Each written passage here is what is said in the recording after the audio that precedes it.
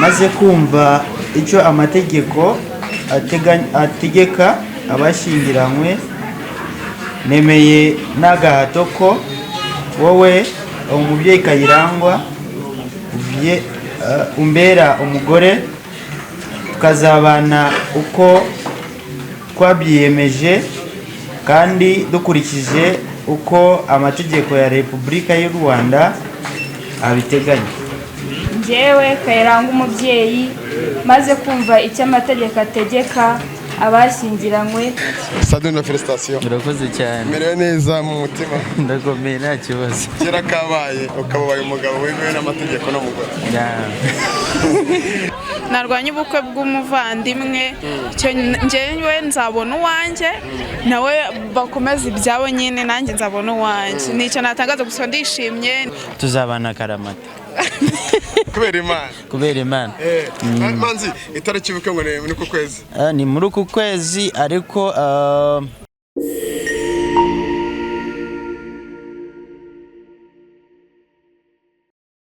Yes, nanyangusuza kandi nizere kumeze neza aho uri hose mu cyo amajyepfo amajyaruguru. Of course ngo nyene twaceke tucekeco isya kamanye dukina n'abana ukina na nyina kurangana Kigali News 550. Twizere ko mumeze neza mu bice muhereremo bigiye bitandukanye. Turi ku murenge wa Nyamirambo aho mu karere ka Nyarugenge, habakunda kwita cyane mu miduha. Tuje hano nkuko tubakorera mwebwe, mwabonye byinshi, mubona byinshi mbagezeho buri munsi. Nizere ko ariko nanone mwatubarire mu mavideo amazi iminsi atambuka atari meza, mukumva amashusho, mukumva n'amajwi bitameze neza, ariko kuri uno munsi ndizera ko urimo urabyumva neza cyane. Aha duhagaze witwa Manzi Sadunda cyangwa Prophet Manzi agiye kuzamura akaboko arahire ku bana ubuziraherezo we n'umugore we.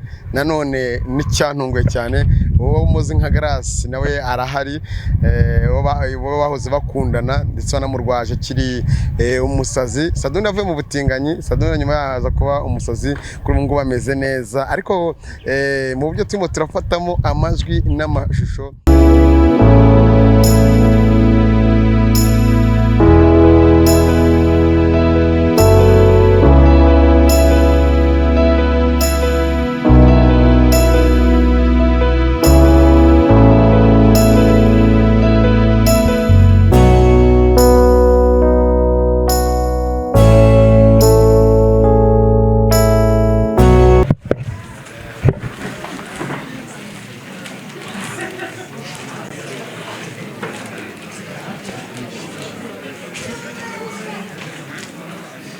Jamari Nsengiyumva maze kumva icyo amategeko ategeka abashyingiranywe, nemeye n'agahato ko wowe umubyeyi Kayirangwa umbera umugore, tukazabana uko twabyiyemeje kandi dukurikije uko amategeko ya Repubulika y'u Rwanda abiteganya.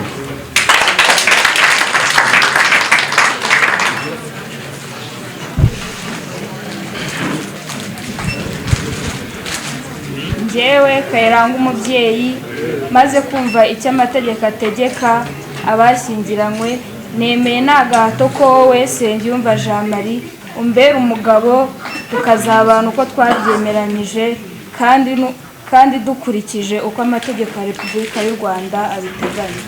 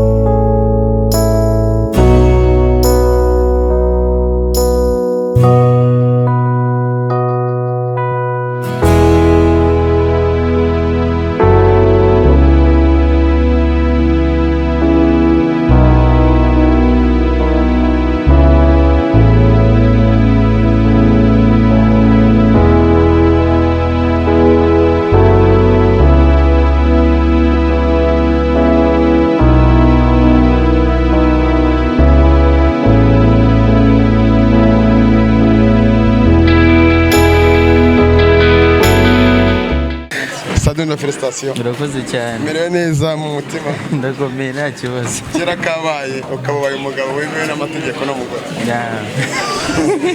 Barabwira iki abantu badukurikiye ndetse n'abahetazi cyangwa abatarifuza ko kino gikorwa gishoboka kuba? Ndabakunda cyane bose ariko byose ni Imana ibikora.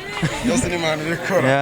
Hanyuma inshingano z'umugabo n'umugore bahangwa kishima manzi Sadunda cyangwa Prophet irimo Imana mubwise. Icyana kintu mungu nagutangariza kubera ibyishimo byo ndumva nasaze. Benshi na benshi bagiye bavuga ko ibi byose bidashobora kuba none birabaye urababwira iki? Ubusaba deke ijuru ryatabaye. Isa birandenze ariko mbira byose ndashimira abantu bamfashije gusenga. Birandenze nta magambo mfite. Amaje kuba barahira ku darapo hakurikiraho igikwe nka mushikiwe iki gikwe muragipanga ryari ni vuba cyangwa nanjye mugiye kubitegura? Ubukwe neje bundi kwitete 25/5. 25/5. Yego. Nanezerewe cyane byandenze ariko abantu bose bansenge bafashije Imana.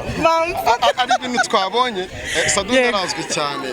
Tutabonye bamwe mu bafana cyangwa bamwe mu nshuti za hafi tukabona wowe ndetse na Garasi Mukanti yo gutunga mikoro. Okay, wenda abantu baje nuko wenda ari mu mpanda ari gufesta abandi bantu wenda nuko nawe ntari kubabona ariko je nabakwereka abantu bahari bitabiriye ari benshi. Ati abantu bitabira ari benshi. Benshi cyane abantu ubukwe bwa manzi babwitabiriye cyane na Innocent. Abakurikije Kigali News 500 cyangwa 50 cyangwa Kigali Trend na Dream TV bose badukurikiye dusoza urababwira iki? Ikintu nababwira cyo Imana yakoze ibintu bitangaza. Imana inkoreye kidasanzwe mu muryango wanje.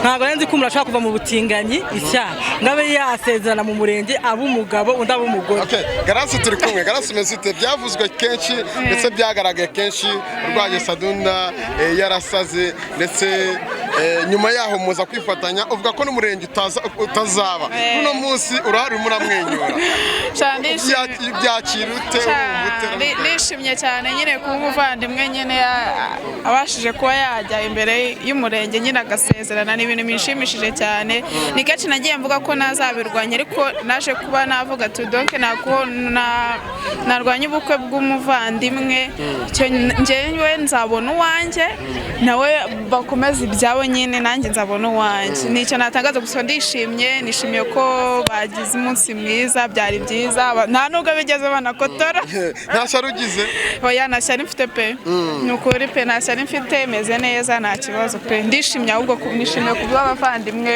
ku munsi wabo.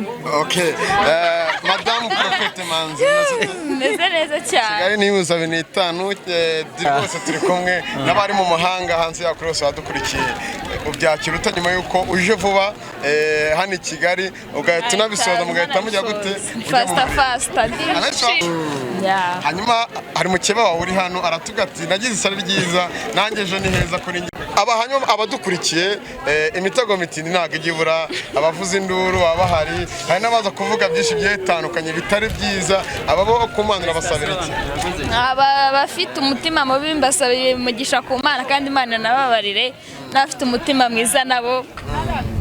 Aha ngaha ntabwo twabonye imfura yanjye. Imfura yacu rero hari akabazo yagize yabaye isigaye mu rugo ariko nta kibazo nawe Imana iramurinze. Tapatine Bugande cyangwa ni anyway byose. Ni inaha. Barurebe mu maso mudamu wagira ikintu mubwiye. Mureba buri cyumwihariko kijyanye nk'igice kubera hano. Amutoranyije muri benshi. Cyumwihariko nubwo wenda umuyobozi yabivuze ko bitajya bikorwa hano tuzabana karamata. Kubera Imana. Manzi navuze mbaza sister wawe namaze ko Manzi zanye n'abantu benshi ari icyamamare babafana banyu ni babandi b'umunwa cyangwa ni hari abatabashe kuhagera cyangwa mwabikoze mu buryo bw'ibanga? Ntabwo twabikoze mu buryo bw'ibanga kubera ko ngira ngo murabibona abantu badushagaye niba mubasha kuba kamera bose bari kutureba murabatera peace wenda mubasuhuze. So twarabivuze cyane kandi iyo tubikora mu bw'ibanga ntabwo twari kujya ku YouTube ngo tubitangaze. Hama ikindi ubwo nyine abatarabashije kutugeraho ngo bagire wenda uko bagaragara kundi uko niko bari bahagaze ntabwo wabatera iki ariko hakaba ari n'abandi bazanye rugezi ariko barese bizibu ariko aho ngaho nyine uragira bose basabira Imana urababwira ati byakunze nta kidashoboka.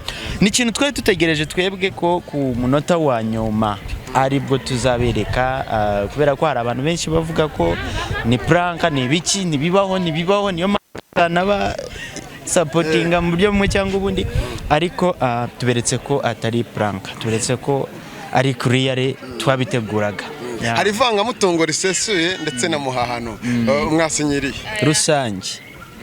Ivangamutungo rusange. Ibyo umugore azazana n'ibyo n'umugabo azaza. Kubera ko abakora yishira muri mwebwe. Yaba ibyo azazana, yaba ibyo dufite, yaba ibyo yasanze, yaba ibyo nasanze, byose ni ibyacu.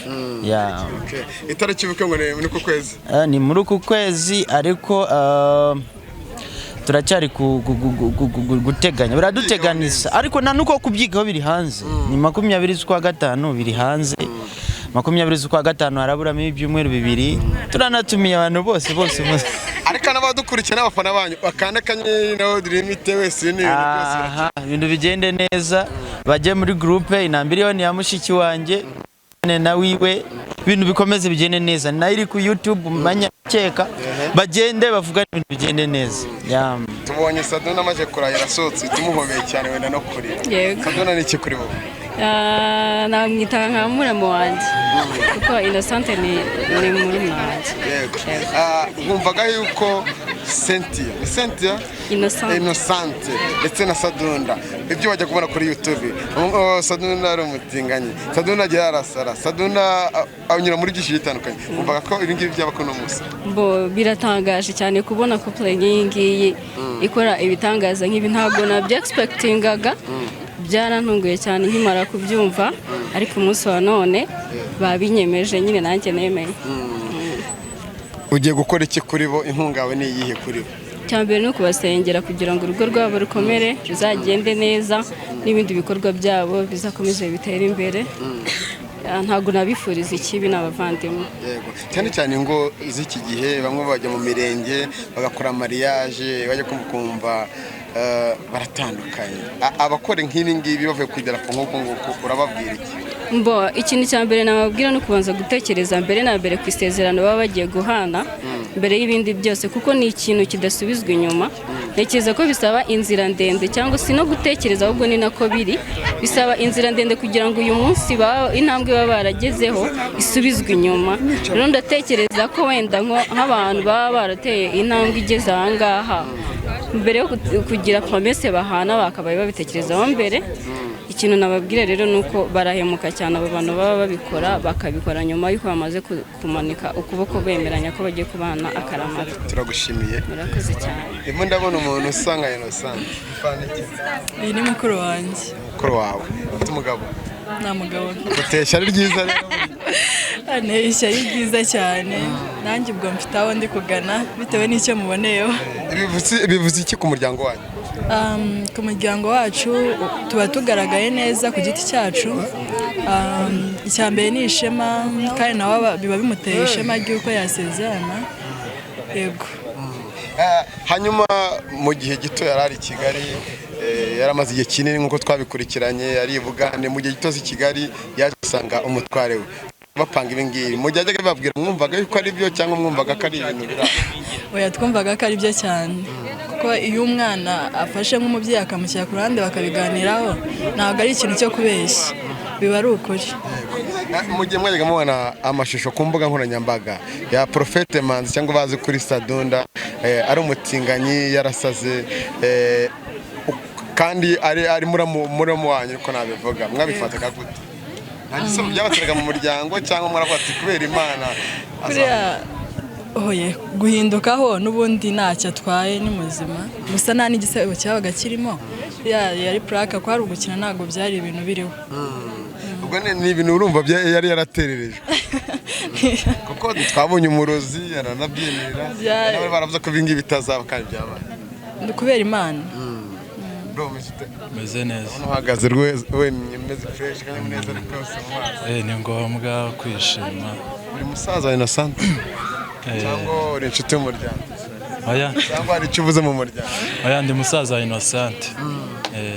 biragaragara urameze neza urimo kuba ati bofre wanjye kabisa arabisoje ubu ngubu nk'uko ubibona ni ibyishimo ni umunsi w'amateka mu muryango yaba ari kuri njye yaba ari kuri ubu ni muramu wanjye ni umunsi w'amateka ugomba kubaka ahazaza habo natwe nta kuntu niyo nama wabagira wenda wumva ari ngombwa kubabwira ko babona urugendo batangiye n'isikariye batangiye kuzamuka inama rero buriya biba bigoye kugira umuntu inama we ubwe atigiye we inama yigira yo kuvuga tekana ubaka urugo iyo niyo nama ya mbere ikomeye izindi ziturutse ku ruhande ziza zubakira kuye ubwa mbere yigiriye ariko gusa icyo nabifuriza ni uguhirwa mu rugendo bagiyemo gufata iriya darapo ntabwo ari ibintu byoroshye ariko iyo utinyutse ukarifataho ni uko uba wiyemeje inshingano zose ugiye gukora. Grace ibigaragara harimo aramwenyura ariko ibigaragara arakonje uravuze ati umugabo baramujyana aya nambere ko afite n'ukuri nta mutima mubi n'ibintu kuboneka nk'umusore woni nawe yakwegera ibintu mukabinoza nawe wagiye mu murenge anje muzabona nagiye mu murenge waniteye cyangwa n'igitekerezo utagitekereza nta wanga ibyiza nuko abibona nshuti yanjye biri ariko nyine bizagenda biza nzabona uwanjye ntabwo nshaka uwundangiye nzaroba ifu yanjye bigaragara ko YouTube channel iriho abagabo benshi n'abasore benshi muri kamera iriho abagabo benshi n'abasore benshi urifuza umugabo wo kuri YouTube channel urifuza umufana wawe wazavuga ati reka nanjye ntakaremo Garasi nanjye nkundane nawe njyewe nta kintu nabivugaho ariko nyine njye nzarya ifi yanjye nirobeye uzayiroba he ko dusigaye tubaroba nzamubona uko byamera kose ntago nzamubura uretse ko muri kino gihe ariko ngarakona ababyeyi bajya bagushakira bakaguteretera bakagushakira umusore umuntu yagize imyaka myinshi hari igihe umuntu aguhereza pasi karya n'igihe byanga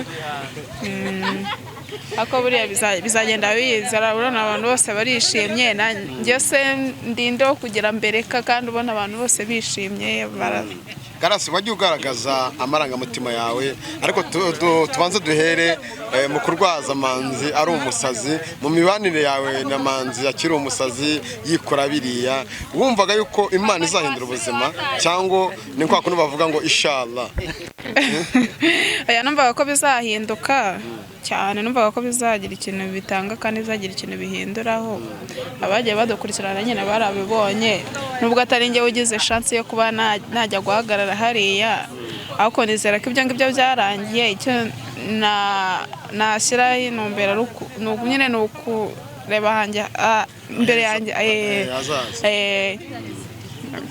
no gusenga cyane hanyuma birangiye aha cyangwa n'umunsi bakoze ubukwe nibakora ubukwe nabwo nzaza nta kibazo nk'umuntu waryamanye na Manzi ku buriri aka kanya nukomeza kugirana nawe gahunda ntabwo twigeze turyamana ariko bizwe n'Imana nyine twabonaga umurwaje kandi mwabanaga mu nzu urumva buri wese aribyo yatekereza ishimushinjije ko buri wese aricyo yatekereza niwumva ko umudamu bati sha kera habaye uriya muntu rwose oya nta mutima mubi ariko mana yakasi kuko kiri kumata ibibazo mpamvu urimo nabivuga gutyo reka tube tukuretse dufata amafoto y'ibindi biraza ariko byari ngombwa kubimubaza reka tugushimire kandi Imana izaguha umugabo mwiza arakoze cyane siya okay reka tubashimire mwese mukurikiye kuri Kigali News 50, twizere ko mumeze neza nkuko twatangiye tubabwira ibigiye kubera hano. Twababwiye ko nidusoza tuza kuganira n'abavandimwe, murabyumvishije byinshi bivugiye hano. Cyo tubasaba no kubateza imbere, no kubaba hafi. Iyo umuntu agiye gukora ubukwe hari byinshi na byinshi biba bikenewe, mubatere inkunga, nimero zabo murazifite, n'uzazishaka zambwire nzimuye, hanyuma gahunda zigende neza muri rusange. Of course nitwa Ceketu isi yakanyuze n'abana ukina n'abanyana, turi ku murenge wa Nyamirambo. Imana ikomeze ibageye neza, mukomeze mukore subscribe, like, share ndetse na comment.